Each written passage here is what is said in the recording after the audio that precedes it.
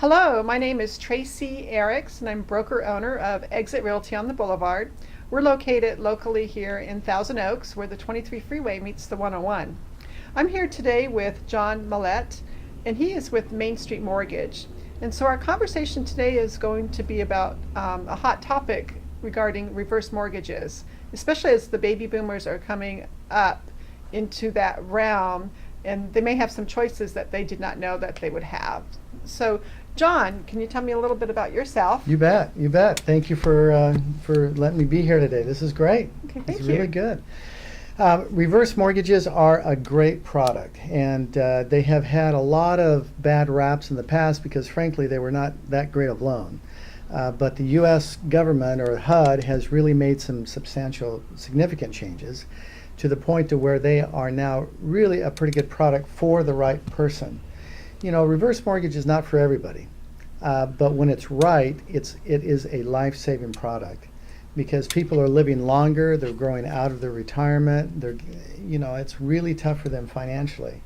And so reverse mortgage is becoming one of the vehicles that's used to shore up their finances and helps them to be able to have a lifestyle that they can enjoy through the latter years of their life. So the key when we talk about reverse mortgages and home ownership is called aging in place, which means the objective is for the homeowner to stay in their home as long as they possibly can.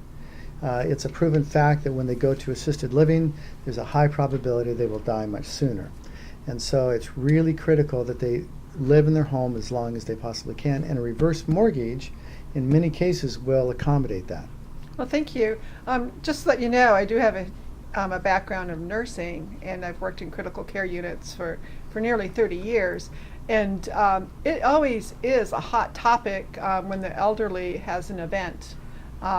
So what I see about reverse mortgages, if you have it part of your plan, so that if an event happens, that's something that you can go to, I just think that would be a smart part of a plan for a person. Yeah, and that's really what the key is right now, is that with reverse mortgages, you don't have to qualify.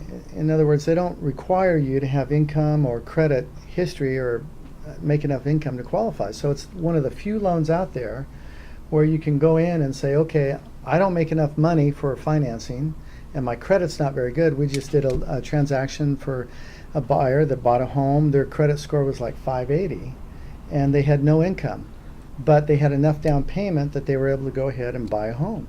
And so now they live in a home, and the key here is that it's called asset optimization. And what that means is that you do everything to optimize your assets and your cash flow while reducing all of your debt. And so if a person goes out and rents, because people talk about, well, why not just sell their home and rent? Well, the problem with that is that the property no longer is appreciating because you don't own an asset that's going up, generally Right. speaking, and you still have to make rent payments. With reverse mortgage, chances are pretty good the value of your home continues to increase and there's no payments required until you move out of the property, at which time the payments have built up, so your loan balance is greater, but there's a high probability that your value will be greater too. Therefore, your heirs will receive about what they would have in the first place. So the whole concept between reverse mortgage is a strategic financial plan for later on in years. Got it. There are some myths about reverse mortgages that my clients tell me about. One of the myths is that the lender now owns the home. Is that true? No, it's not true at all. It's just like a regular loan. It's a loan that's put against the property. They encumber the property all the way, they encumber the property really high, so you can't go out and get any second mortgages on it. But no, you own the property. The property is in their name.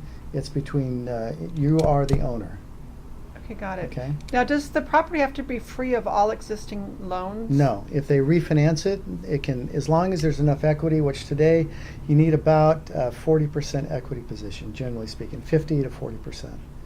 So, and also another thing I heard about is, what about the taxes? Who is responsible to pay the taxes on the home? Okay, the homeowner is responsible to pay the taxes and the insurance. And that's a separate that's A separate part of it. Yes. That's not part of the loan. no, Okay, no, got that's it. separate. So, and that's a really good question, because that is one of the aspects of reverse mortgages. That's the thing that lenders have run into in the past, is that the homeowners, they don't have to make any payments, but they forget, or they don't have the capability to pay their taxes or insurance. And so there could be programs in the future that will require the people to make sure that they qualify for the taxes and the insurance, but right now they don't have to. So it's important that they understand that they're responsible for taxes and insurance. Okay, well, thank Yeah. you. I really believe that reverse mortgages is a great vehicle for seniors to be able to offer them choices, especially with making a choice between staying in your home or going to an assisted living or a nursing home. I really am touched that the government and that the loan process is such that the seniors can use some of the equity of their home for their lifestyle. Yeah, I mean, so thank you. Let's think about it this way. If they have if someone has say we have a senior that needs to sell their home, and they have a lot of equity in it, but they don't have enough to buy a smaller home for cash, and they also need help, and so the parents, or the mother or father, would like their children to move in with them, but they don't have the entire down payment to pay cash. So what do? See, the children usually can't qualify for financing, and the mother or father that's retired doesn't have enough money to pay for financing.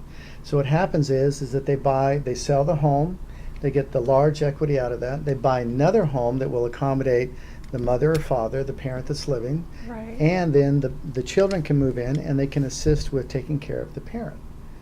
And so it's a beautiful combination. It's just great. I like that very And I much. have been in a situation where I've seen where it's been the other way around. I mean, I grew up under really poor circumstances, and my parents were split up, and my mother contracted multiple sclerosis when I was about 12 years old. So I was actually under the responsibility of taking care of her and helping her as much as I could. And so there's a big difference between having a strategy, and if you have the strategy and you've got it going, and you can fall back on your home, it's wonderful. Okay. Well, thank you, John. I really think that I'm clear on the process of the reverse mortgage and what it can do to help a senior if they need to use that vehicle. Yeah. So this is John, and John, can you tell us how you can Yeah, be you bet. contacted? You bet. I'm John Mallett, and I can be reached at 805-432-2382. It's Main Street Mortgage in Westlake Village, California. We're also on the web, just under Main Street Mortgage, and we would love to help you. Okay, thank you, John. And I'm Tracy Eriks, and I'm with Exit Realty on the Boulevard. I may be reached at 805-509-8820, or my website, which is exitte.com, TE meaning truly exceptional service. Thank you very much.